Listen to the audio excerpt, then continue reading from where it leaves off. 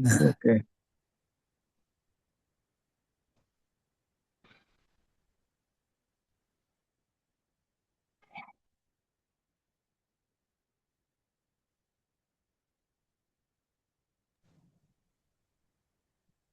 Recording మొదలు okay. పెట్టారు గురు.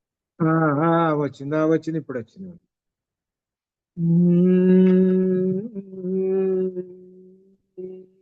హరి ఓం. గురు బ్రహ్మ గురుర్విష్ణు గురుర్దేవో మహేశ్వర గురు సాక్షాత్ పరం బ్రహ్మ తస్మై శ్రీ గురవే నమః. జ్ఞానానందమయం దేవం నిర్మల స్ఫటికా పృథివ్యాధారం సర్వ విద్యానాం హయగ్రీవముపాస్మహే. ఆపదామపహర్తారం దాతారం సర్వసంపదాం లోకాభిరామం శ్రీరామం భూయో భూయో నమామ్యహం. మనోజవం మారుతతుల్యవేగం జితేంద్రియం బుద్ధిమతాం వరిష్టం వాతాత్మజం వానరయూథముఖ్యం శ్రీరామదూతం శిరసా నమామి. ఉల్లంఘ్య సింధోః సలిలం సలీలం యత్శోకవన్యం జనకాత్మజాయైః ఆదాయ తేనైవ దదాకలంకాం నమామి తం ప్రాంజలిరాంజనేయం. బుద్ధిర్బలం యశోధైర్యం నిర్భయత్వమరోగత అజాడ్యం వాక్పటుత్వం చ హనుమస్మరణాత్ భవేత్. రామాయ రామచంద్రాయ రామభద్రాయ వేధసే రఘునాథాయ నాథాయ సీతాయా పతయే నమః.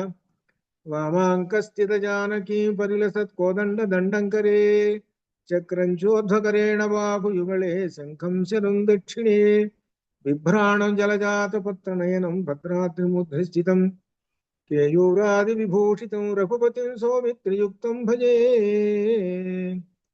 రామాయ రామచంద్రాయ రామభద్రాయ వేధసే రఘునాథాయ నాథాయ సీతాయా పతయే నమః. పూజంతం రామ రామేతి మధురం మధురాక్షరం ఆరుహ్య కవితాశాఖా వందే వాల్మీకి కోకిలం.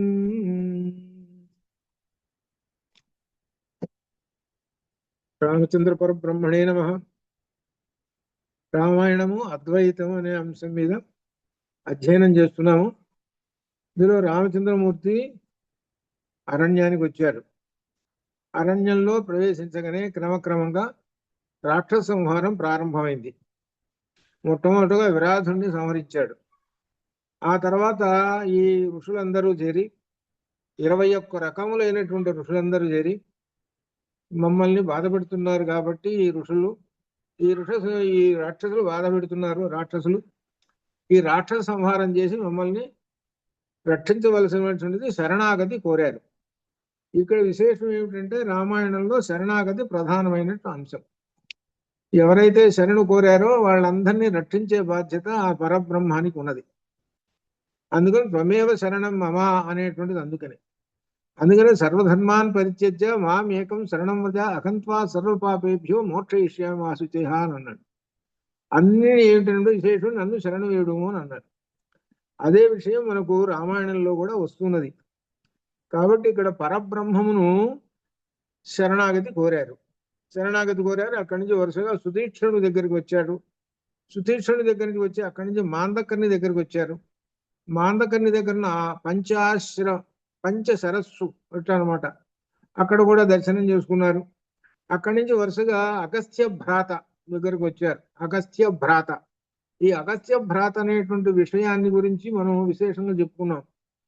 ఏమిటంటే అగస్త్యుని యొక్క సోదరుడు అని అర్థం అగస్త్య భ్రాత. ఆయనకు ఒక పేరున్నది, సుదర్శనుడు అని పేరున్నది. అయితే ఆయన్ని అగస్త్య భ్రాత అంటుంటారు, సుదర్శనుడు అనకుండా. అంటే ఉద్దేశం ఏమిటంటే అగస్త్యుని యొక్క ప్రతిష్ట కూడా గుర్తు చేయటం ఈ తమ్ముడిలో, అది అర్థం. ఈయన ఎవరయ్యా అనంటే అగస్త్యుడు వారి యొక్క తమ్ముడు అండి అని అంటే గొప్ప పేరు కదా, అది అక్కడ విశేషం. అక్కడ అగస్త్య భ్రాత దగ్గర నుంచి అగస్త్య మహర్షి ఆశ్రమానికి వచ్చారు. ఇక్కడ గొప్ప విశేషం. ఆశ్రమం ముందు ఒక శిష్యుడు నిలబడి ఉన్నాడు. అక్కడికి లక్ష్మణస్వామి వచ్చి, మేము దశరథ పుత్రులము, రామచంద్రమూర్తి నేను వచ్చాము, మేము ఆ అగస్త్య మహర్షి యొక్క సందర్శనార్థం వచ్చామండి అని చెప్పగానే శిష్యుడు వెళ్ళి అగస్త్య మహర్షి తోటి ఎవడు రామచంద్రమూర్తి వచ్చాడని చెప్పగానే ఆయన సంతోషించి ఎవరా ఇంత ఆలస్యం చేసావేమిట్రా, వచ్చింది ఎవరు అనుకున్నావు నువ్వు, అసలు ఆయన వెంటనే తీసుకొని రావాల్సింది, ఏంది ఇంకా ఆలస్యం చేస్తున్నావు అని అన్నాడు. అనేటప్పటికి ఆయన శిష్యుడు బరబరా పరిగెత్తుకుంటూ వెళ్ళి, అయ్యా అగస్త్య మహర్షి వారు మిమ్మల్ని తీసుకుని రమ్మన్నారు, రండి అని అని చెప్తే ఇంకప్పుడు వస్తున్నారు. అంటే ఇక్కడ అర్థం ఏంటనమాట, అగస్త్య మహర్షి ఇంతకాలం ఎవరి కోసం ఎదురు చూస్తున్నాడు అని అంటే రామచంద్రమూర్తి కోసం ఎదురు చూస్తున్నాడు. ఎందుకు ఎదురు చూస్తున్నాడో ఏమిటో దీనిలో ఒక పెద్ద విశేషమైనట్టు ఉన్నది. ఏమిటంటే అగస్త్య మహర్షి ఉన్నటువంటి ఎక్కడున్న దక్షిణ దిక్కున ఉన్నాడు ఆయన. దక్షిణ దిక్కున ఉన్నటువంటి గురువు గారు ఎవరంటే అగస్త్య మహర్షి. రాక్షసులకి అగస్త్య మహర్షి అంటే మహాభయం. ఎందుకంటే ఆయన సముద్రాన్నే పుక్కిడి పెట్టేసేసాడు. ఆయన అంటే అంత భయం.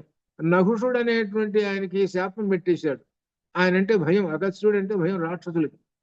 అందుకని అగస్త్య మహర్షి ఒక ప్రత్యేకమైన ప్రాంతంలో ఉన్నాడు. ఆ ప్రాంతం వైపునకి ఈ రాక్షసులు రాలేరు. అక్కడ ఉన్నాడు ఆయన. అక్కడ ఉన్నటువంటి అగస్త్య మహర్షి దగ్గరికి వెళ్ళారు వీళ్ళు. అయినా కానీ రాక్షసుల యొక్క ఒక విశేషమైనటువంటి లక్షణాలు ఏమిటంటే వీళ్ళందరినీ చంపి తింటున్నారు. ఎవరిని? ఋషులని. ఎలా చంపి తింటున్నారో ఏమిటనేది కూడా మనం చెప్పుకున్నాం అనమాట. సరే వెళ్ళారు రామలక్ష్మణులు, వీళ్ళు వెళ్ళారు.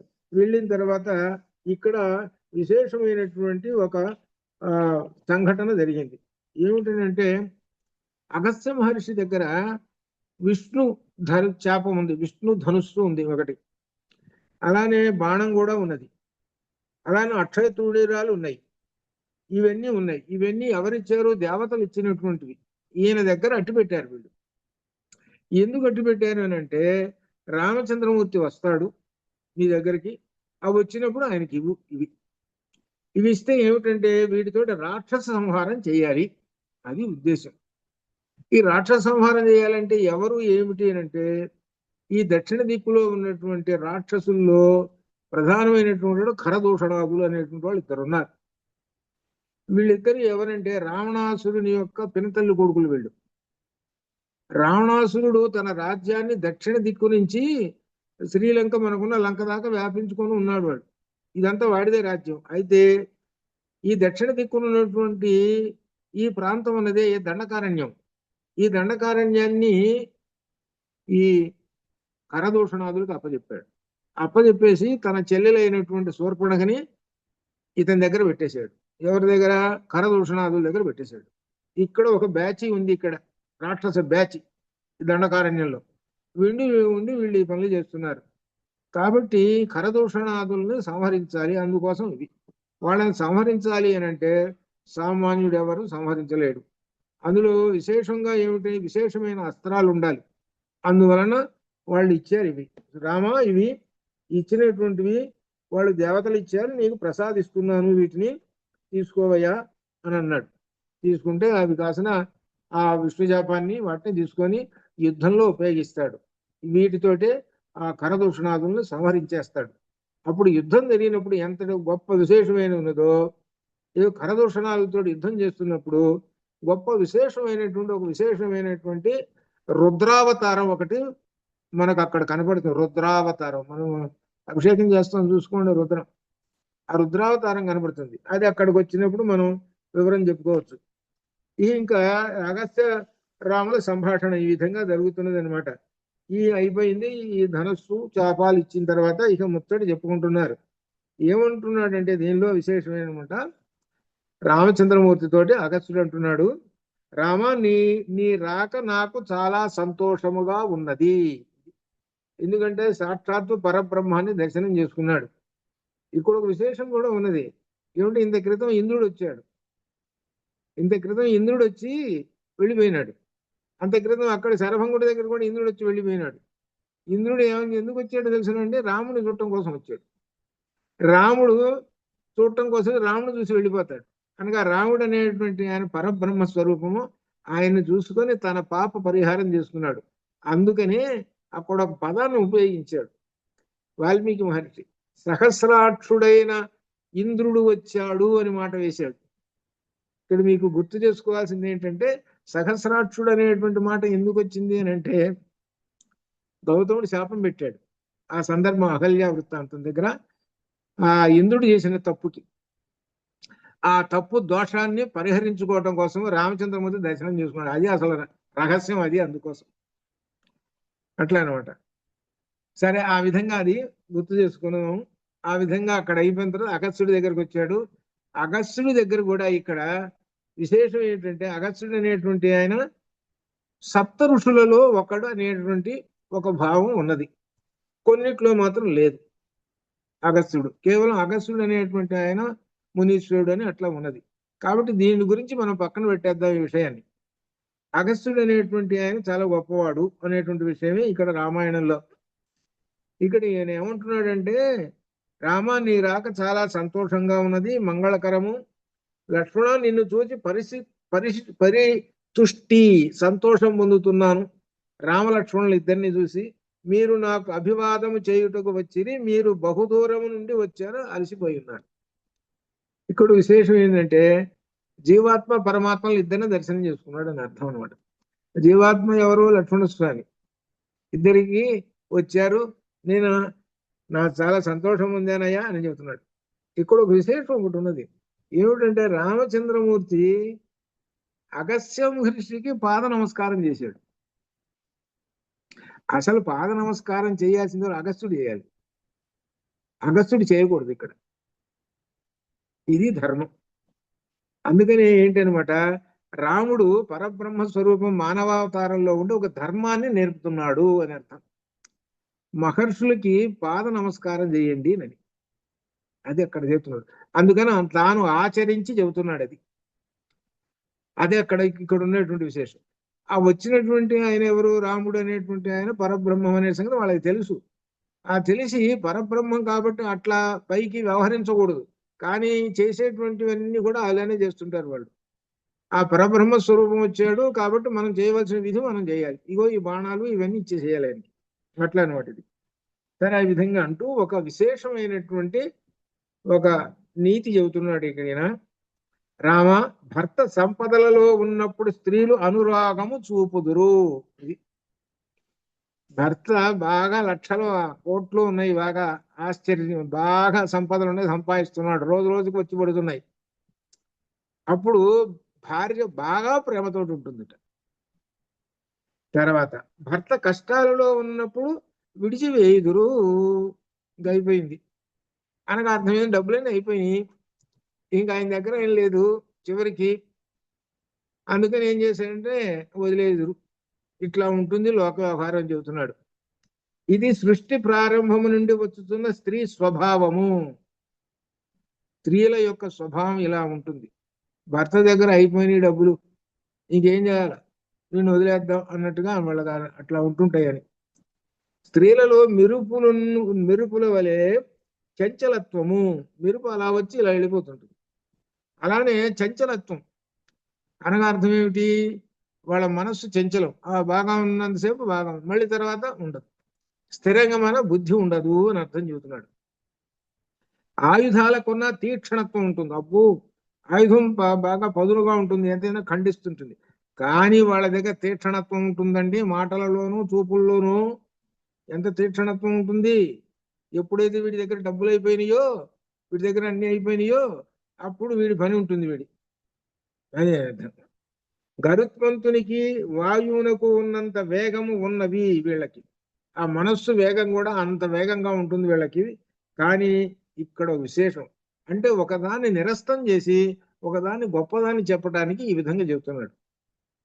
ఇలా లోకంలో ఉంటుంది, కానీ జనకుని కూతురైన ఈ సీతలో ఏ దోషము లేదు. ఇప్పుడు ఏమిటంటే ఎందుకు చెబుతున్నాడంటే, రామచంద్రమూర్తికి రాజ్యం కాస్త పోయింది. రాజ్యం పోయింది అంటే దాని అర్థం ఏంటి? కొన్న కోట్లు డబ్బులన్నీ అయిపోయినాయి, లేవు. ఇక ఏమిటయ్యానంటే అడవుల్లో తిరుగుతూ అక్కడక్కడ ఆ చెట్లకున్న పండ్లు తింటూ బతకాలి. కాబట్టి భార్య ఏం చేస్తుంది? అంత క్రితం దాకా సుఖాలు అనుభవించింది 12 సంవత్సరాలు. వాళ్ళ వివాహం అయిన తర్వాత, సీతా కళ్యాణం వివాహం అయిన తర్వాత సీతాదేవి అయోధ్యలో 12 సంవత్సరాలు ఉంటుంది. ఈ 12 సంవత్సరాలు ఐశ్వర్యాలు అనుభవించింది. ఇప్పుడు ఒక్కసారి ఏం అనుభవించాల్సి వచ్చింది చూడండి పరిస్థితి. అటువంటిప్పుడు ఆ రాముడిని వదిలేసేసి సీత, నేను రానులేవయా, నువ్వు ఒక్కడే కదా అసలు పోవాల్సింది రూల్ ప్రకారం, ఒక్కడు నేను హాయిగా ఇక్కడ కూర్చొని శుభ్రంగా అనుభవిస్తుంటాను సంపదలు అని అన్నదా. దానికి వ్యతిరేకం మాట్లాడింది. రామచంద్రమూర్తి ఏమన్నాడు, అడవికి పోయేటప్పుడు సీత నువ్వు రావటం చాలా కష్టము, చాలా అడవుల్లో సింహాలు ఉంటాయి, అవి ఉంటాయి, ఇవి ఉంటాయి, చాలా కష్టాలు పడాలి, నువ్వు హాయిగా మా అమ్మ దగ్గరుండు, మా అమ్మ దగ్గర నీకు అప్పచెప్పేసి నేను వెళతాను, అక్కడ నేను అడవిలో ఉంటాను అని అంటే ఆమె ఏమన్నది తెలిసిన, పైకి ఏమన్నది తెలిసిన 4 చివాట్లు పెట్టింది.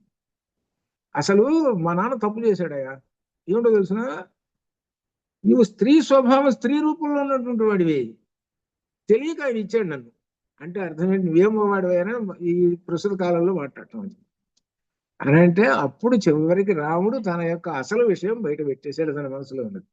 ఏమిటంటే ఏ మనిషిని అయినా సరే సంపూర్ణంగా అతనిలో ఉండేటువంటి విషయాన్ని అంతటిని బయటికి రాబట్టుకొని ఒక స్థితి పరమంగా ఫైనల్ అయిన తర్వాతనే అతన్ని అంగీకరింపజేయాలి.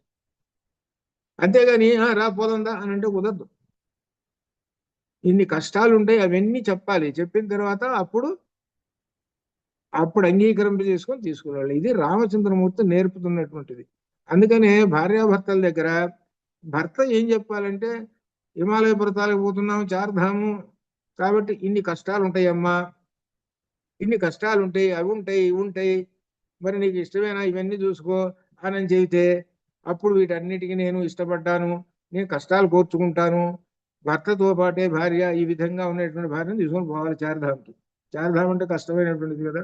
అవన్నీ చెప్పకుండా లాక్కొని పోతే, నాకు ఇవన్నీ ఏం చెప్పలేదు, ఇన్ని కష్టాలు పడాల్సి వస్తుంది, యాత్రల సంగతి తర్వాత దుఃఖాలతోటి సరిపోతుంటుంది. ఇదే అందుకని నేర్పుతున్నాడు అనమాట. అది అందుకని రామచంద్రమూర్తి నేర్పుతున్నాడు. అట్లా అందువలన ఆమెను తీసుకొని వచ్చాడు. అయితే ఇక్కడ మెచ్చుకుంటున్నాడు ఎవరు, అగస్త్య మహర్షి మెచ్చుకుంటున్నాడు సీతాదేవిని. ఇది అర్థం అనమాట. ఇక్కడ ఒక విశేషము, నీ యందు ఏమీ దోషములు లేవు, నీవు మహాపతివ్రతవు అని అంటున్నాడు. దీని వెనక ఉన్నటువంటిది ఏమిటి, ఇది ఇక్కడ ఏమిటంటే, విష్ణువుకి ఎప్పుడు అనపాయిగా ఉంటుంది. ఎప్పుడు ఎవరు, లక్ష్మీదేవి విష్ణువుని వెంట పెట్టుకొని ఉంటుంటుంది అనమాట. ఏమిటి అనమాట, అమ్మవారు ఉంటే అయ్యవారు, అయ్యవారు ఉంటే అమ్మవారు. అందుకనే లక్ష్మీనారాయణ అన్నారు. అది చూడండి, దేవతలకు అందరికి పేర్లు ఏం పెట్టుకున్నారు తెలుసునండి, వాళ్ళు అందరూ వాళ్ళ భార్యల పేర్లు ముందు పెట్టుకున్నారండి వాళ్ళు. అర్థమైందా, లక్ష్మీనారాయణ అంటారు. నారాయణ లక్ష్మి ఎవరు అంటున్నారు, అంటలేదు కదా. అట్లా అనమాట, ఎక్కువగా అనమాట. పార్వతీ పరమేశ్వరులండి. ఇట్లా ఏ విధంగా అంటే ఏమిటనమాట, ఇంపార్టెన్స్ చూసుకో ఎంత వచ్చిందో అది అక్కడ గొప్ప విశేషం నేర్చుకోవాలి. ఎందుకనగా నీవు అందరూ గొప్పదనేటువంటి దానివమ్మా అని ఆ విధంగా చెబుతూ ఇంకా ఒక మాట చెబుతున్నాడు, అరుంధతి వలె శ్లాఘించదగినది, నీవు అరుంధతివి అని చెప్పాడు. అరుంధతి అని అంటే వశిష్ఠ మహర్షి యొక్క భార్య పేరు అరుంధతి. మన వివాహ సమయంలో ఆకాశంలో అదిగోరా అరుంధతిని చూడరా అంటుంటారు. అరుంధతి అనేటువంటి ఆ వశిష్ఠ మహర్షి పక్కన చిన్న చుక్క కనపడుతుంటుంది, ఆ చుక్కను చూడరా అని అర్థం. అనగా అర్థం ఏమిటంటే, వీళ్ళిద్దరు చూపించేది పతివ్రతలు వాళ్ళిద్దరూ, ఆ భార్యాభర్తలు ఆ విధంగా మెలగండి అని అర్థం దీనిలో విశేషం. అట్లా అనమాట. ఇంకా విశేషమైన అర్థాలు ఉన్నాయి, ఆకాశంలో ఉన్నటువంటి చూపించే దానిలో ఇంకా అర్థాలు విశేషమైనట్టు ఉంటాయి. తర్వాత ఇంకా అంటున్నాడు రామచంద్రమూర్తితోటి, రామ నీవు లక్ష్మణునితోనూ సీతతోనూ ఎక్కడ ఉందువో ఆ ప్రదేశము మంగళకరము, అది గొప్ప విశేషం. సీతారామ లక్ష్మణులు ఎక్కడ ఉన్నారో అదంతా శుభకరమైనటువంటి ప్రదేశము అని అన్నాడు. అక్కడ ఏమాత్రము ఈవిల్ ఫోర్సు అట్లా అర్థం అనమాట, చెడు అనేటువంటి ఉండదు, అంత శుభమే అనగా సాక్షాత్తుగా ఎవరున్నారనమాట, జీవుడు, మహామాయ, పరమాత్మ, ముగ్గురు ఒకచోటే ఉన్నారు. ఈ ముగ్గురిని కలిపితేనే, మిగిలిన ఇద్దరిని కూడా కలిపితేనే పరబ్రహ్మము. పరబ్రహ్మం అక్కడ ఉన్నాడు. కాబట్టి నువ్వు ఎక్కడైతే ఉన్నావో అంత శుభమే. ఇక్కడ మా ఆశ్రమంలో ఉన్నావు, అంత శుభకరమైనటువంటిది ఆశ్రమము అంటూ ఇక్కడ వాల్మీకి మహర్షి ఈ శ్లోకం అంటున్నాడు. అలంకృతోయం దేశశ్చ యత్ర సౌమిత్రిణా సహ వైదేహ్యా చ అనయా రామ వచ్చేసి త్వం అరిందమా అని కూడా చెప్పాడు. కాబట్టి నువ్వు ఎక్కడైతే ఉన్నావో అక్కడల్లా శుభం అని చెప్పుతూ ఇప్పుడు ఈ సందర్భంలో రాముడు అగస్త్య మహర్షితో ఇప్పుడు చెబుతున్నాడు. వినయపూర్వకంగా మాట్లాడటం అనేది నేర్చుకోండి అని రాముడు చెబుతున్నాడు. నేను ఇంత గొప్పవాడిని కదా అని అనేటువంటి అహంకారం లేకుండా పెద్దవాళ్ళ దగ్గర వినయపూర్వకంగా మాట్లాడుకోవాలి. అందుకనే విద్య వినయేనా అని చెప్పాడు. విద్య వినయం ఇస్తుంటుంది అని చెప్పేది. అది ఇంత విద్య చదువుకున్న రామచంద్రమూర్తి వేదాంగములు సర్వశాస్త్రము చదువుకున్నటువంటి వాడు రామచంద్రమూర్తి. ఆయన వినయంతో ఈ విధంగా మాట్లాడుతున్నాడు. అగ్ని వలె ప్రజ్వలించుతున్న అగస్త్య మహర్షికి రాముడు నమస్కరించి వినయంతో ఇట్లా అంటున్నాడు. నా భార్య గుణములను, నా తమ్ముని గుణములను, నా గుణములు మీరు మెచ్చుకున్నారు. మీరు వరములనిచ్చు సమర్థులైన తపోనిష్ఠులు. అటువంటి మీరు సంతోషించుట వలననే ధన్యుడనైతిని. మీ అనుగ్రహమునకు పాత్రుడనైతిని. నేను పర్ణశాలను నిర్మించుకొని ఏకాగ్ర చిత్తముతో సుఖముగా నివసించుటకు తగిన ప్రవేశమును చూపండి. అది ఉదక సమృద్ధి అధిక వృక్షములు ఉండవలసిన ప్రదేశం అయి ఉండాలి. ఒక చోట పర్ణశాల ఏర్పడే ఒక ప్రదేశం చూపించండి, కాస్త నీళ్లు కూడా దగ్గరగా ఉండాలండి, మీకు బాగా తెలుసు కదా అని అన్నాడు. అప్పుడు అగస్త్యుడు అంటున్నాడు, ధర్మాత్ముడు ధీరుడైన అగస్త్యుడు రాముని మాటలు విని ముహూర్త కాలం ఆలోచించి మిక్కిలి తెలివితో ఈ విధంగా అంటున్నాడు. వత్సారామ, ఇచ్చటికి 2 యోజనముల దూరములో పంచవటి అని ప్రసిద్ధమైన ప్రదేశము కలదు. ఇక్కడే ఉన్నటువంటి అసలు రహస్యం అంతా ఇక్కడే ఉంది. పంచవటి, పంచ అంటే 5, వటి అంటే మర్రి చెట్లు, 5 మర్రి చెట్లు అనమాట. 5 మర్రి చెట్లు ఉన్న ప్రదేశం ఒకటి ఉన్నది ఇక్కడి దగ్గరలో అన్నాడు. ఇక్కడి నుంచే ఉంది అసలు. ఇక్కడి నుంచే రావణాసురుడు అపహరించాడు. ఇది ఇక్కడ ఈయన ఏర్పాటు చేస్తున్నాడు. తర్వాత కథ నడపాలి కాబట్టి ఆయన ప్రదేశం కూడా చూసుకొని ఎట్లా చూపిస్తున్నాడు. అందుకని ముహూర్తం మాత్రం ఆలోచన చేసి ఈ స్వామివారిని ఎక్కడ పెట్టాలి అంటే అక్కడ పెట్టాలి. అక్కడ పెడితేనే కానీ ఈ కథ అంతా నడవదు మన సంగతి అనమాట. ఇది 2 యోజనముల దూరములు, 2 యోజనములు 16 మైళ్ళు అంటే అగస్త్య మహర్షి దగ్గర 16 మైళ్ళ దూరంలో పంచవటి అని ప్రసిద్ధమైన ప్రదేశం ఉన్నది. అక్కడ ఫలములు, కందమూలాలు, ఉదకములు సమృద్ధి. అక్కడ అనేక మృగాలు సంచరిస్తూ ఉంటాయి. నీవు అక్కడికి వెళ్ళి పర్ణశాల నిర్మించుకొని లట్పడుతూ సుఖంగా హాయిగా ఉండు. నీ తండ్రి ఆజ్ఞను పాలించి సుఖముగా ఉండు. ఇప్పటికే నీ వనవాస కాలం చాలా వరకు పూర్తి అయినది, దగ్గరకు వచ్చేసింది. అంటే ఎంతకాలం ఉంది అనమాట? మహా అయితే ఒక 13 సంవత్సరాలు, ఇంకో సంవత్సరం ఏమో గడవాలి, ఇంకా అయిపోతుంది. ఇంకా చివరికి వచ్చేస్తున్నావు. ఇక నీవు ప్రతిజ్ఞ పూర్తి చేసుకుని అయోధ్యలో సుఖంగా ఉండగలవు. రఘునందన రామ, నీ తండ్రి దశరథ మహారాజు ధన్యుడు. యయాతి మహారాజును అతని జ్యేష్ఠపుత్రుడు తరింపజేసినట్లు నీవు నీ తండ్రిని తరింపజేస్తావు. ఇక్కడ ఒక కథ ఒకటి దాచిపెట్టాడు, యయాతి మహారాజు యొక్క కథ. ఇది ప్రత్యేకంగా చెప్పుకోవాలి. ఇది అనగా రామ, నా తప ప్రభావం దశరథునిపై నాకున్న స్నేహము వలన నీ విషయమంతా నేను తెలుసుకున్నాను. నీ విషయమంతా నేను దివ్య దర్శనంతో తెలుసుకున్నాను. మరియు నీ హృదయంలో గల కోరికను కూడా తెలుసుకున్నాను. అందుచేత మొదట ఇక్కడ ఉంటుంది. నీ హృదయంలో ఉన్న కోరిక నాకేమో తెలుసు. ఏమిటో తెలిసినా నీ హృదయంలో కోరిక రాక్షస సంహారం అనేసి నాకు తెలుసు. అది అనమాట.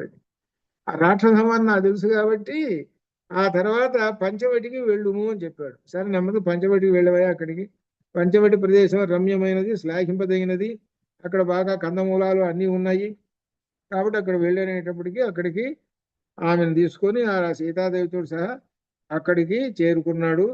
దానికి అక్కడ 5 మర్రి చెట్లు ఉన్నాయి. దాన్నే పంచవటి అని అన్నారు అనమాట. అది ఇక్కడ రాముడు ఋషీశ్వరుని నమస్కరించి పంచవటికి వెళ్ళాడు. అక్కడికి వెళ్ళి అక్కడ వారి ముందు ఇక్కడ నా నమస్కారాలు, పాదాభివందనాలు చేసి ఆయుధాలు ధరించి అగస్త్యుడి దగ్గర నుంచి సెలవు తీసుకొని బయలుదేరి వెళ్ళారు. అగస్త్యుడు నీ గురించి చెప్పమనంటే ఈయన చంపు రామాయణంలో భోజ మహారాజు గారు చెబుతాడనమాట. ఏమిటంటే ఈయన అగస్త్య మహర్షి సముద్రముని పుక్కిట పెట్టినటువంటి వాడు. అలానే ఇంకా విశేషం ఏమిటంటే ఈయన నహుషుణ్ణి అంతటి వాడిని శపించినటువంటి వాడు అని ఈ విధంగా ఆయన మెచ్చుకొని చెప్పిన తర్వాత ఇప్పుడు ఒక విశేషం రాబోతూ ఉంది. మనం ఏం చెప్పుకున్నాం? రామాయణం అనేటువంటి దృశ్య కావ్యము అని చెప్పాం. దృశ్య కావ్యం అని అంటే ఒక సినిమా లాగా నడుస్తుంటుంది. ఒక పాత్ర వెళ్ళిన తర్వాత ఇంకొక పాత్ర వస్తుంటుంది. ఈ విధంగా కథ నడుస్తూ ఉంటుంది. పంచవటికి వెళ్ళాడు అనుకోండి, అక్కడ కూర్చున్నాడు, అక్కడ కార్యక్రమాలు అయిపోతాయి. కానీ ఆ పంచవటికి ముందే ఒక విశేషమైన ఒక వ్యక్తిని ప్రవేశపెడుతున్నాడు. ఏమిటంటే అది జటాయువు చరిత్ర. ఇది జటాయువు వస్తున్నాడు. రాముడు పంచవటికి ప్రయాణిస్తుండగా మార్గ మధ్యంలో మహాకాయము, పెద్ద శరీరం, మహాపరాక్రముల గృధ్రము. గృధ్రము అనేది ప్రకృతి, గడ్డ వికృతి. మనం గడ్డ అంటుంటాం సహజంగా, సంస్కృత భాషలో గృధ్రము అనాలి. అది పెద్ద గడ్డ అనమాట. అది అది మహా వటవృక్షం మీద ఉన్నది, పెద్ద చెట్టు మీద కూర్చొని ఉన్నది. దానిని చూసి రాక్షసుడుగా భావించి నీవు ఎవరు అని ప్రశ్నించి అంతటా ఆ పక్షి క్రిందకు దిగి మధురము మృదువైన వాక్కుతో వత్స నేను మీ తండ్రికి స్నేహితుడను. ఆ పక్షి అంటున్నది మీ తండ్రికి స్నేహితుడను అని పలికాను. రాముడు ఆ పక్షి తన తండ్రికి తన మిత్రుడెవడిచే పూజించి అతని కులమును నామమును ప్రశ్నించాడు. ఎవరవయ్యా నీవు ఏమిటి అని అంటే అప్పుడు ఇక్కడ చెబుతున్నాడు, మహాబాహు రామ ప్రజాపతులనందరినీ చెప్పెద విను అని ఈ విధంగా తన యొక్క చరిత్ర చెప్పుకుంటూ వచ్చాడు. ఇక్కడ ఒక విశేషం అనేది ఏంటంటే జటాయువు అనేటువంటి ఆయన గరుత్మంతుని యొక్క వంశంలో ఉన్నటువంటి వాడు. అదే వస్తుంది అనమాట దీనిలో. గరుత్మంతుడు అనేటువంటి ఆయన ఎవరు అంటే పరమాత్మ యొక్క స్వరూపం.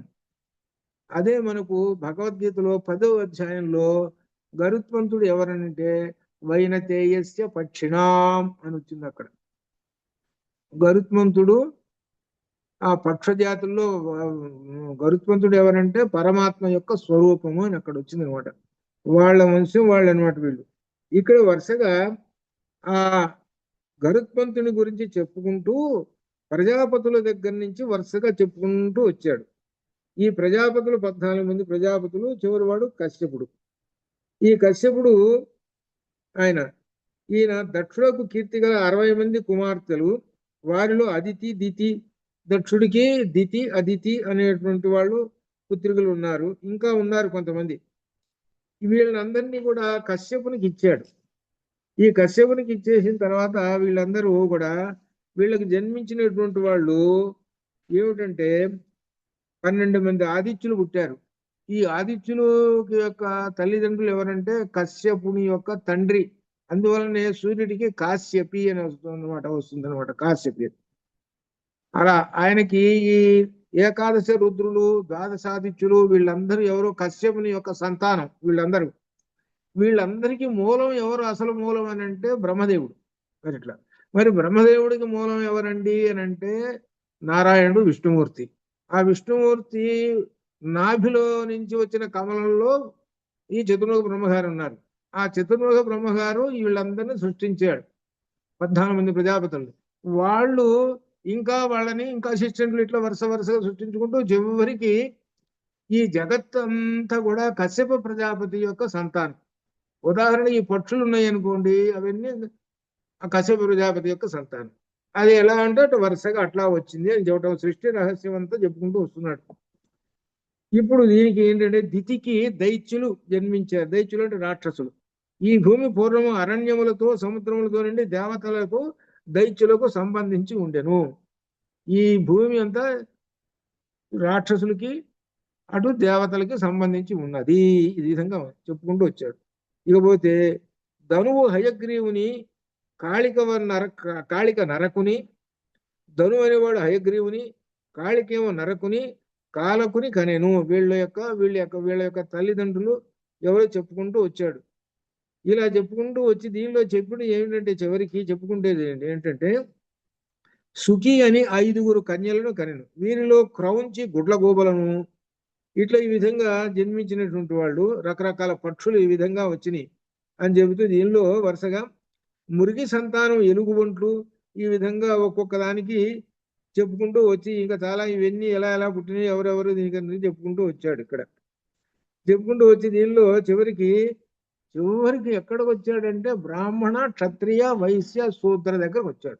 అనగా ఈ మానవుడు చివరిగా పుట్టాడు అని చెప్పడం. అది వీళ్ళందరూ జంతువులు, పక్షులు అన్ని పుట్టిన తర్వాత, రకరకాల పక్షులు, రకరకాల జంతువులు అన్ని పుట్టిన తర్వాత మానవుడు పుట్టాడు అని చెప్పడం. ఇదే మనకు పురుష సూక్తుల్లో ఉన్న తాత్పర్యం. మనం పురుష సూక్తం చెబుతుంటుంటాం, ఆ గుళ్ళల్లో చెబుతుంటుంటాం. ఆ పురుష సూక్తం యొక్క విశేషం అదే అనమాట. ఈ అంటే సృష్టి అంతా ఎలా ఏర్పడ్డదేనని, అందుకనే బాహూర అజన్యకృత అని నేను చెబుతున్నాను అనమాట. బ్రాహ్మణోస్య ముఖమాసీత్ అని మనకు దీనిలో పురుష సూక్తంలో వస్తుంటుంది అనమాట. అది ఈ పురుష సూక్తం అనేది ఎలా ఏర్పడదు మొత్తం ఇక్కడ దాకా చెప్పుకుంటూ వచ్చేసాడు. ఇట్లా చెప్పి కద్రువ భూమిని మోయు వేయి వేయి బుడగలు ఆదిశేషుడు. కద్రువ ఏమో ఆదిశేషు సర్పం ఆయన్ని కన్నది. కద్రువ సురస సోదరి. వినతకు గరుడు.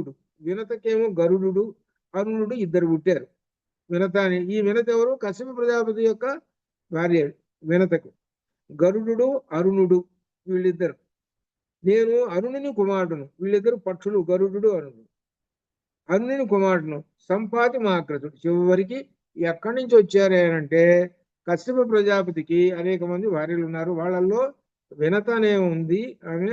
ఆ వినతకి ఇద్దరు కుమారులు పుట్టారు. ఇద్దరిలో గరుత్మంతుడు ఒకడు, అరుణుడు ఒకడు ఉన్నారు. నేను అరుణుని కుమారుడను. అరుణుని కుమారును. సంపాతి మాకృ. కాబట్టి అరుణునికి ఇద్దరు కుమారులు.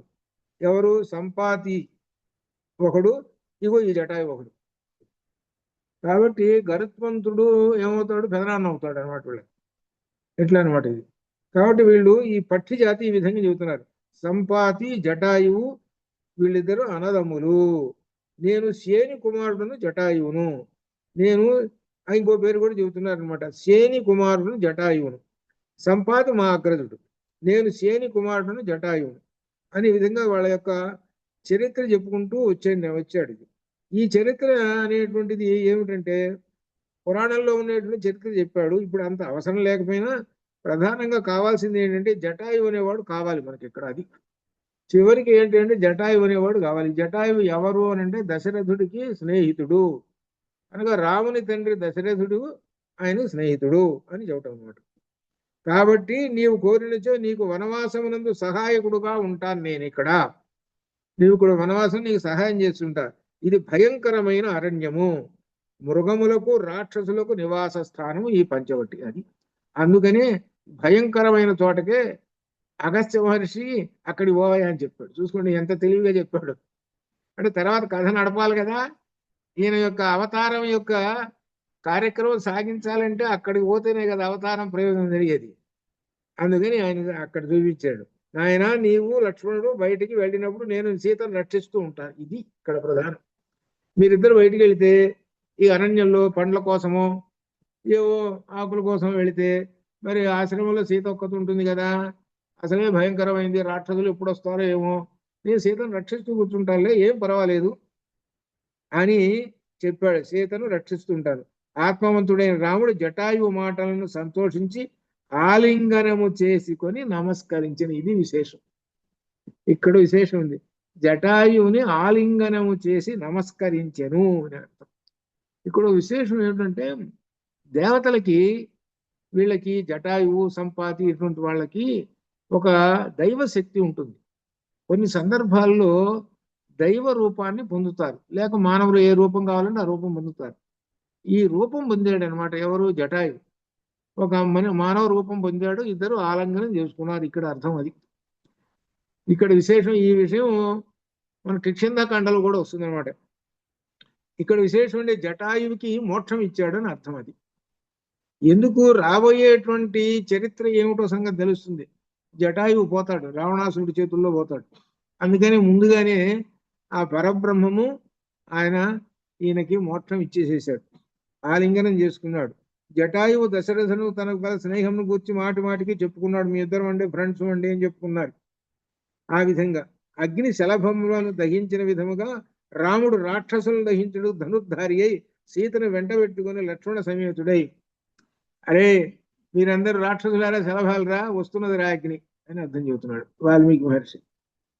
అగ్నిని చూసి ఈ శలభాలు అనుకుంటుంటాయి, అది బాగా తెలుగుగా బాగా ఉన్నది, బాగా పండు కావాలనుకొని ఎర్రగా కనపడుతున్నది అనుకొని శలభాలు పరిగెత్తుకుంటూ వచ్చి దానిలో పడతాయి అని మనకు చెబుతుంటారు అనమాట. అది అట్లనే అగ్ని వస్తున్నది, రాక్షసులు మీ పని ఉందిరా అని చెప్పటం అనమాట అని వాల్మీకి మహర్షి ముందుగా అంటున్నాడు అన్నమాట. సీతను వెంట పెట్టుకొని లక్ష్మణ సేవితుడై అతి బలవంతుడైన జటాయువుతో, ఇక్కడ ఒక మాట వేశాడు, అతి బలవంతుడు ఎందుకంటే అతి బలవంతుడు కాబట్టి రావణాసురుడితో యుద్ధం చేశాడు.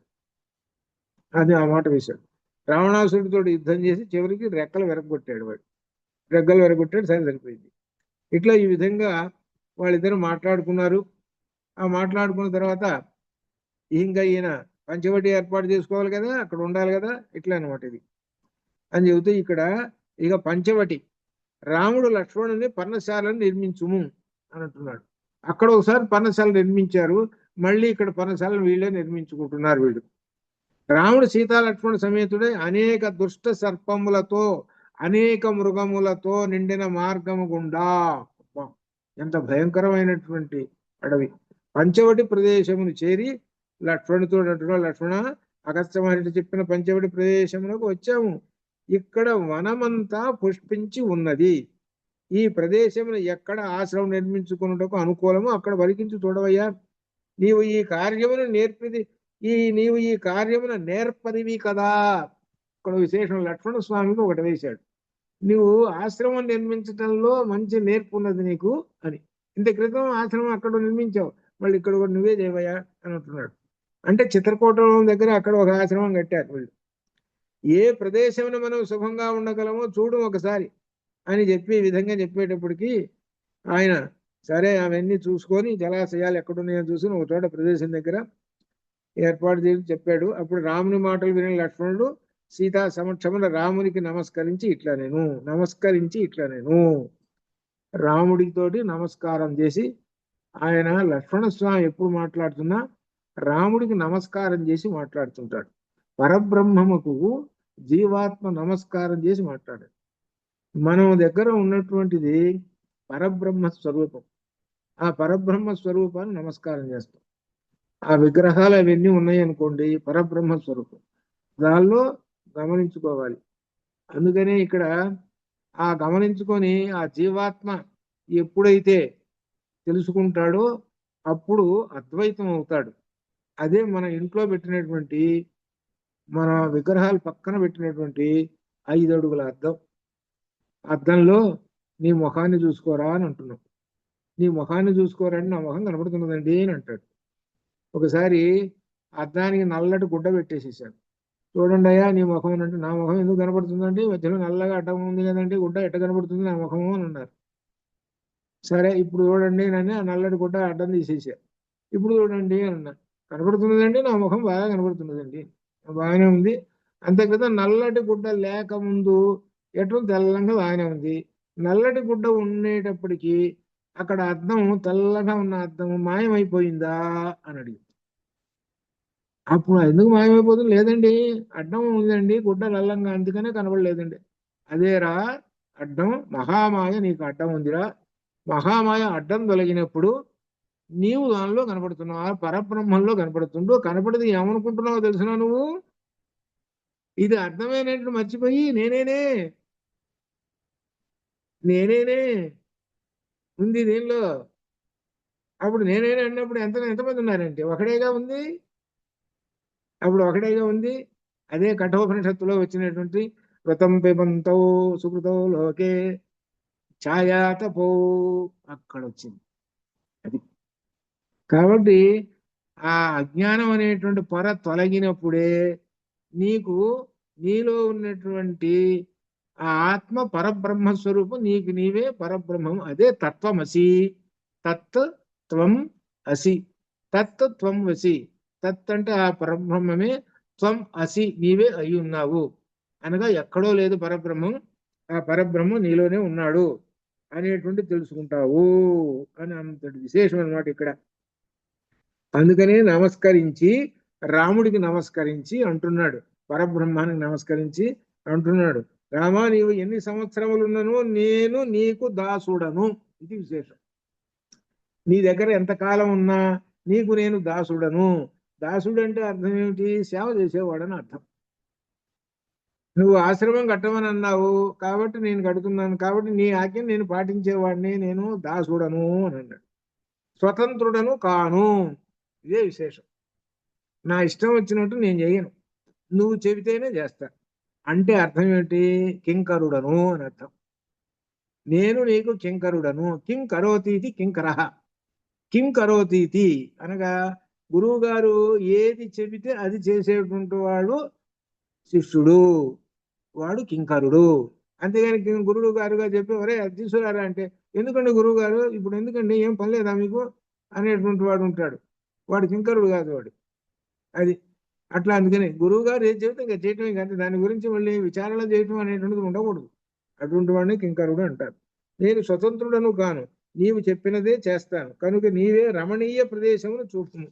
ఈ చివరి రాముడి మీదనే అటు అప్ప చెప్పేశాడు. ప్రదేశం మంచిదో నీవే చెప్పు అని అన్నాడు. అక్కడ ఆశ్రమం నిర్మిస్తానన్నాడు. రాముడు లక్ష్మణుడి మాటలు సంతోషించి సకల గుణములతో ఉన్న ఒక రమ్యమైన ప్రదేశమును చూసి ఇది ఆశ్రమం నిర్మించడం తగినది అని చెబుతూ లక్ష్మణుని చేయి పట్టుకుని చూపించుతూ ఇట్లా నేను లక్ష్మణ అదిగో చూడు ఇక్కడికి దూరంలో కొద్ది దూరంలో కనపడి ఒక ప్రదేశం చూడు, పుష్పించిన వృక్షములతో అందముగా ఈ ప్రదేశములు ఇది ఎత్తు పల్లములు లేక సమముగా ఉన్నది. ఇక్కడ ఒకటి నేర్చుకోవాల్సిన ఒక విశేషం ఉంది. ఏమిటనంటే ఒక ఇల్లు కట్టాలి అనుకోండి, ఇల్లు కట్టడానికి ఒక లక్షణాలు చెబుతున్నాడు. ఆ భూమి ఎట్లా ఉండాలి అని అంటే ఎత్తు పల్లములు లేకుండా సమంగా ఉండాలి, అక్కడ దగ్గరలో నీళ్లు అందుబాటులో ఉండాలి, అలానే అక్కడ ఇంటికి దగ్గరలో వృక్షాలు కూడా ఉండాలి. వృక్షాలు ఉంటే పండ్లు వస్తాయి, అది కాక మంచి వాయువు వస్తుంటుంది. ఇట్లా ఈ విధంగా అనమాట. కాబట్టి ఇక్కడ కట్టచ్చు. ఇక్కడ పర్ణశాలను శాస్త్రబద్ధంగా నిర్మించు. శాస్త్రబద్ధం అంటే పొడవు వెడల్పులు, పొడవు ఇంత ఉండాలి వెడల్పు ఇంత ఉండాలి అనే శాస్త్రం ఉంటుంది ప్రతి ఇంటికి. అట్లా ఆ విధంగా కట్టు. ఇక్కడ సూర్యుని వలె శోభించుతున్న పద్మ సరస్సు ఉన్నది, ఇందలి పద్మములు సుగంధయుక్తములే ఉన్నవి. అగస్త్య మహర్షి చెప్పిన విధముగా పుష్పించే వృక్షాలు ఉన్నాయి. ఇక్కడ ఉన్న గోదావరి నది హంసకారండ పక్షుల చేత చక్రవాక పక్షుల చేత రమ్యముగా ఉన్నది. ఇక్కడి మృగములతో మయూర ధ్వనులతో నిండిన పర్వత గుహలు కనబడుతూ ఉన్నాయి. ఆ పర్వతాలు మనకు దగ్గరలోనే ఉన్నాయి. ఇవి చాలా ఎత్తుగా ఉన్నవి. వీటికి నలువైపులా పుష్పించే వృక్షములు బంగారు వెండి రాగి ధాతువులచే ఈ పర్వతాలన్నీ ఉన్నాయి అని ఈ విధంగా అక్కడ అడవినంతటినీ వృక్షాలన్నింటినీ వర్ణిస్తాడనమాట. ఈ ప్రదేశం చాలా పుణ్యమైనటువంటిది, పవిత్రమైనటువంటిది అని చెబుతున్నాడు. కాబట్టి ఇప్పుడు ఈ పంచవటి ఎక్కడ ఉన్నది అనేటువంటిది ఆలోచిస్తే మహారాష్ట్రలో నాసికా త్రియంబకం దగ్గర ఉన్నది. గోదావరి పుట్టిన చోట అక్కడ ఉంది పంచవటి. అక్కడ ఉన్నది పెద్ద వరి చెట్టు ఉన్నది, ఒకడు రెండు మూడు ఉన్నాయి చూసాము. అక్కడ ఆ గోదావరి నది పుట్టినటువంటి చోట కొండ మీద సన్నగా వస్తుంటుంది. అక్కడ నాసికా త్రియంబ దగ్గర అక్కడ పంచవటి ఉన్నది, అది అని చెబుతారు. అయితే మన వాళ్ళు ఏం చేస్తారంటే భక్తి కొద్ది ఈ గోదావరి మనకు భద్రాచలం దగ్గర ఉన్నటువంటి అక్కడ పంచవటి అని చెబుతుంటుంటారు భక్తి దాంట్లో. కానీ ఇది కాదు, అదే కరెక్ట్. ఇది అక్కడ నాసికా త్రియంబ దగ్గర అక్కడే అనమాట అది. సరే, అయితే ఇక్కడ లక్ష్మణుడు పర్ణశాల నిర్మించాడు. ఈ నిర్మించిన తర్వాత శుభ్రంగా అంతా ఆ తాళతోటి కట్టి జమ్మి కొమ్మలేసి రొల్లు కట్టేసి మొత్తం కట్టేసేసారు. పిమ్మట లక్ష్మణుడు గోదావరికి వెళ్ళి స్నానం చేసి పద్మములు ఫలములు తీసుకొని పర్ణశాలకు వచ్చాడు. పుష్పములకు యథావిధిగా పర్ణశాలకు పూజ చేసి పుష్ప బలి శాంతి కూడా చేశాను. ఆశ్రమ సిద్ధమైనది రామునికి. పుష్పములతో బలి చేశారు. ఇక్కడ విశేషం ఏంటంటే అప్పుడు వేదకాలంలోనే బలి అనేటువంటిది ఉన్నది. అనగా జంతువులు బలించడం జింకను బలించడం అనేటువంటిది. కానీ ఇక్కడ చేసింది మార్చాడు ఇక్కడ లక్ష్మణ స్వామి. ఏమిటంటే పుష్ప బలి శాంతి కూడా అనగా పుష్పముల చేత బలి చేశాడంటే పుష్పముల చేత అలంకరింపజేసేసి సీతా సమేతుడే రమ్యమైన ఆశ్రమం చూసి చాలా సంతోషించి రామచంద్రమూర్తి లక్ష్మణుని గట్టిగా కౌగలించుకొని ఇట్లా అంటున్నాడు, లక్ష్మణ నీవు కార్య సమర్థుడవు, నీవు చేసిన ఈ పని చాలా గొప్పది. ఇక్కడ ఒక విశేషం చెబుతున్నాడు. ఏమిటనంటే పెద్దవాడు చిన్నవాడిని ఏదైనా పని చేసిన తర్వాత బాగా చేసావురా పని అని మనం మెచ్చుకోవాలి. ఇది చెబుతున్నాడు. అంతేగాని ఎలహా నువ్వు ఈ పని చేసావు, ఇట్ట చేస్తారా అట్ట చేస్తారా, ఏం తెలీదు నీకు, ఏం చదువుకున్నావు నువ్వు, ఇటువంటి మహానుభావులు ఉన్నారు. నాకు తెలుసు ఇటువంటి మహానుభావులు ఎవరు ఉన్నారు. దాంతో ఆ తమ్ముడు ఏం చేస్తాడు, భయపడతాడు అన్న దగ్గర మాట్లాడటానికి. చూసుకోండి ఏదో ఇది నేర్పుతున్నాడు. అందుకని రామాయణం ఏం నేర్పుతున్నాడు. లక్ష్మణ స్వామి తనకు చేతనంత వరకు శుభ్రంగా చేశాడు. లక్ష్మణ నువ్వు చేసినటువంటి చాలా బాగుందిరా, బ్రహ్మాండంగా ఉన్నది అని అన్నాడు. అందులో లక్ష్మణుడు కూడా నా అన్నయ్య ఎక్కడో ప్రదేశం నువ్వే చూపించు, నువ్వు చెప్పింది చేసుకుని నేను చేస్తాను అన్నాడు. లక్ష్మణుడు తమ్ముడు కూడా చూసుకుంటే ఎలా ఎందుకు చెబుతున్నాడు అంటే రామ లక్ష్మణుడు అంటే అన్నదమ్ములు ఇట్లా ఉండాలరా అని ఒక ఉపదేశం చేస్తున్నాడు. అది తెలుసుకోండి అని చెబుతున్నాడు. అందుచే నీకు బహుమానంగా ఈ గాఢాలింగనం, ఎక్కడ చూసిన రామచంద్రమూర్తి బహుమానం ఏమి ఇస్తాడనంటే ఆలింగనం ఇస్తాడు. ఎవరికైతే ఆలింగనం ఇచ్చారో వాళ్ళందరూ కూడా పుణ్యాత్ములు. మొట్టమొదట గుహుడికి ఇచ్చాడు ఆలింగనం, తర్వాత శరభంగుడు, అలానే సుతీక్షణుడు, ఇట్లా ఆలింగనం ఇచ్చినటువంటి వాళ్ళు. లక్ష్మణ స్వామికి చాలా సార్లు ఇచ్చాడు ఆలింగనం. చివరికి హనుమంతుడికి ఒక చోట ఇస్తాడు ఆలింగనం. నేనేమి ఇస్తానయ్యా నువ్వు చేసిన మహోపకారానికి ఆలింగనం ఇచ్చాడు. అక్కడ విశేషమైనటువంటిది ఏంటంటే ఆలింగనం అంటే అర్థం ఏంటంటే ఇక్కడ జీవాత్మ పరమాత్మలో లయం అవుతున్నది. అది అర్థం. జీవాత్మ పరమాత్మలో లయం అయిపోయి ఆ జీవాత్మ ఆ పరమాత్మగా అయి తత్వమసి అనేటువంటి వేద మహావాక్యానికి అర్థాన్ని చూపిస్తుంటుంది అనమాట. అదనమాట ఇక్కడ విశేషం. అందుచే నీకు బహుమానంగా ఆలింగనము. ప్రీతోస్మితే మహత్కర్మ త్వయా కృతమిదం ప్రభో శ్రేయో ఎన్నిమిత్తంతే పరిష్వంగో మయా కృత అని. లక్ష్మణ, నీవు చాలా గొప్పవాడి, కృతజ్ఞుడవు, ధర్మజ్ఞుడవు, అటువంటి నీవు నాకు రక్షకుడుగా ఉన్నావు. కాబట్టి తండ్రి లేకపోయినా కానీ నాకు తండ్రి ఉన్నట్టుగా ఉన్నదిరా. నువ్వు నాకు తండ్రివిరా. తండ్రి ఏం చేస్తాడు? పిల్లల్ని రక్షిస్తూ కూర్చుంటాడు. పిల్లలకి ఎక్కడ కష్టాలు వచ్చినాయో పాపమని పరిగెత్తుకుంటూ వస్తుంటాడు. అట్లనే నీవు నాకు తండ్రివి అని చెబుతాడు. నీవు నాకు తండ్రితో సమానం. చూడండి ఎంత వాళ్ళ అన్యోన్యము అనేటువంటిది అన్నదమ్ముల దగ్గర ఇలా ఉండాలి అని రామాయణం చెబుతున్నది. అట్లా లక్ష్మీవర్ధనుడు జితేంద్రియుడైన రాముడు లక్ష్మణుడితో ఈ విధంగా పలికి అనేక ఫలములు గల ఆ ప్రదేశంలో ఉన్నాడు. రాముడు దేవేంద్రుని వలె ఆ ఆశ్రమంలో భార్య సీతతో, సోదరుడు లక్ష్మణుడితో సేవలందుకునుతూ స్వర్గలోకమును ఇంద్రుని వలె ఉన్నాడు. ఇట్లా ఈ విధంగా అక్కడ పంచవటి అంటే అది ఇక్కడ ఉన్నటువంటి నది ఏమిటంటే గోదావరి నది. ఆ గోదావరి నదిలో రోజు స్నానం చేసి ఈయన ఎవరు సీతారామలక్ష్మణులు స్నానం చేసి ఇక పంచవటికి వస్తుంటారు. దాన్ని ఇక్కడ ఒక విశేషం, ఈ ఒక్క శ్లోకం విశేషం ఏంది చెప్పి రేపు వివరణ చేస్తాను. ఏమిటంటే వాళ్ళు స్నానం చేసి వస్తున్నారు గోదావరి నుంచి. వస్తుంటే వాల్మీకి మహర్షి దివ్య దృష్టితో చూస్తున్నాడు. చూస్తూ రాస్తుంటున్నాడు. ఏది రామాయణం రాస్తున్నాడు. ఆయనకి ఎలా కనపడ్డారేనంటే వీళ్ళు స్నానం చేసి వస్తుంటే కృతాభిషేక సరరాజ రామ సీతాద్వితీయ సకలక్ష్మణేన కృతాభిషేకో గిరిరాజపుత్ర్యా రుద్రస్స నంది భగవాన్ ఇవ ఈశః.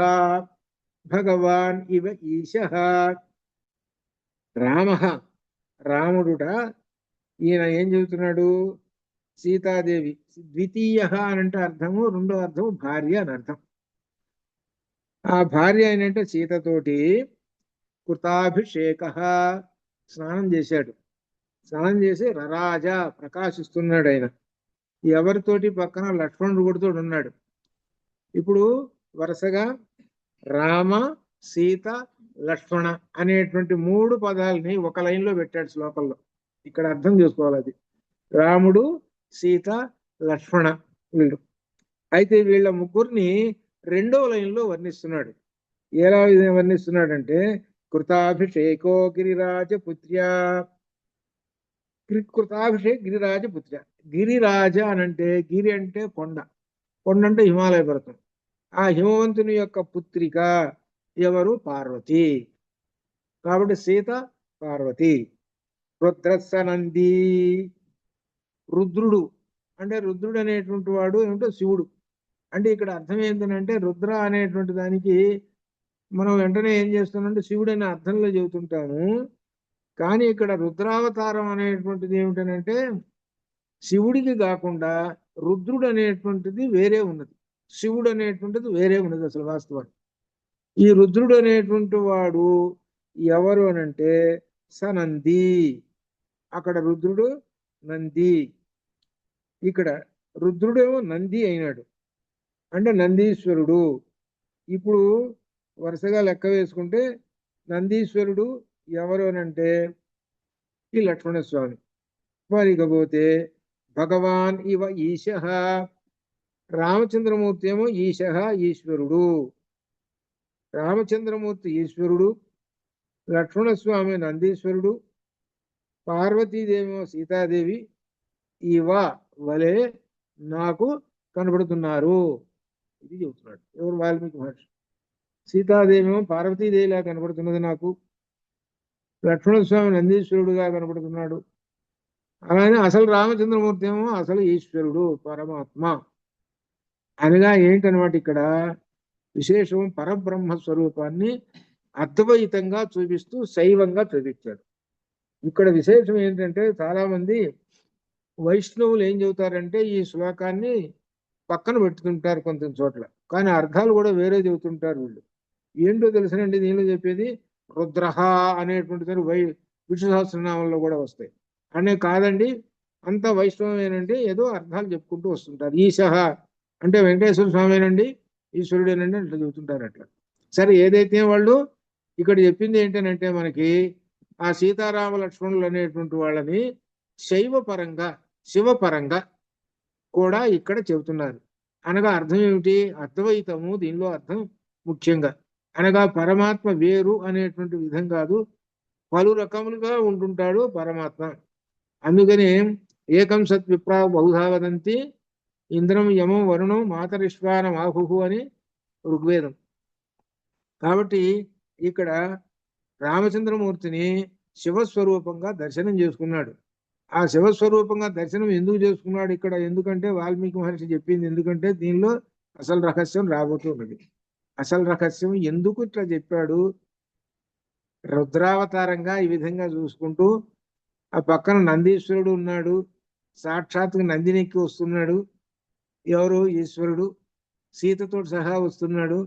ఏమిటనంటే అక్కడ ఇంకా కొద్ది పేజీలు గడిస్తే ఇక్కడ అసలు విషయం బయటకు వస్తుంది. రుద్ర శబ్దంతో ఉపయోగిస్తున్నాడు రాముణ్ణి. రుద్ర అంటే రౌద్ర అంటే కోపమును ధరిస్తాడు. రాముడు కోపాన్ని ధరిస్తాడు. ఇక అసలు కోపాన్ని ధరిస్తాడు ఆయన. ఎందుకంటే రాబోయేటువంటిది ఈ అడవిలో కరదూషణాదుల్ని సంహరించటం కోసము. అప్పుడు రుద్రుని యొక్క అవతారం చూపిస్తాడు రాముడిలో. అక్కడ వస్తుంది. దానికోసమని ముందుగానే మనం ఏంటంటే ఇది ఒక దృశ్య కావ్యం అని చెప్పాం కదా, ఒక మాటని ముందుగానే ప్రయోగించేసాడు వాల్మీకి మహర్షి. అనగా రాక్షస సంహారం ప్రారంభం కాబోతున్నది. ఇప్పటిదాకా వచ్చినటువంటిది దానికన్నా ఇక రాబోయేది అసలు అంటే రావణాసురుడు అంతటి వాడిని చంపబోతున్నాడు అని అర్థం. అది అట్లా అనమాట. అందుకని రుద్రావతారం ఈ విధంగా చెప్పుకుంటూ అద్వైతాన్ని చెప్పుకుంటూ వస్తున్నాడు. అనగా అద్వైతం అనేటువంటి దాన్ని ఒక్కటే, రెండు కాదు, ఒక్కటే అనేటువంటిది చెబుతుంది అనమాట అద్వైతము. అదే మనకు విశిష్టాద్వైతానికి తేడా. విశిష్టలోనేమో ఆ మహామాయనేమో కలుపుకున్నాడు, అద్వైతంలోనే మహామాయను పక్కన పెట్టాడు. ఇదే శంకరులు చేసినటువంటిది. అందుకే శంకరులు చేసినటువంటి దాన్ని పక్కన పెట్టిన దాన్ని రామానుజులు తీసుకున్నాడు. అందుకని విశిష్ట అనే మాట ఒకటి చేర్చి చెప్పుకున్నాడు.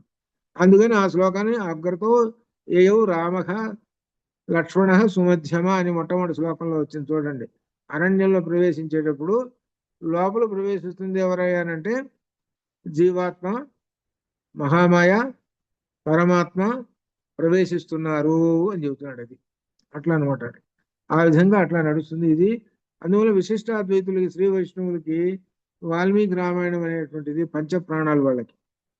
వాల్మీకి రామాయణం అంత గొప్పది వాళ్ళకి. అట్లా అనమాట ఇది. అలానే దీనిలో విశేషమైనటువంటి మనం అద్వైత భావంతో దర్శనం చేసుకుంటున్నాము. రేపు ఇంకా విశేషంగా కనబడుతుంటుంది. శూర్పణఖ కూడా రేపు రాబోతున్నది. శూర్పణఖ ఇవాళ బహుశా రేపు శనివారం రేపు ఒకటి క్లాస్ ఉన్నదిగా, మళ్ళీ సోమవారం ఇంకా అట్లా అనమాట. అంతవరకు చూద్దాం. అంతవరకు శుభం భూయాత్. ఓం పూర్ణమదః పూర్ణమిదం పూర్ణాత్ పూర్ణముదచ్యతే పూర్ణస్య పూర్ణమాదాయ పూర్ణమేవావశిష్యతే. అసతో మా సద్గమయ తమసో మా జ్యోతిర్గమయ మృత్యోర్మా అమృతంగమయ. ఓం శాంతి శాంతి శాంతి. శుభం భూయాత్. శ్రీమాత్రే నమః. శ్రీమాత్రే నమః. బాలాజీ.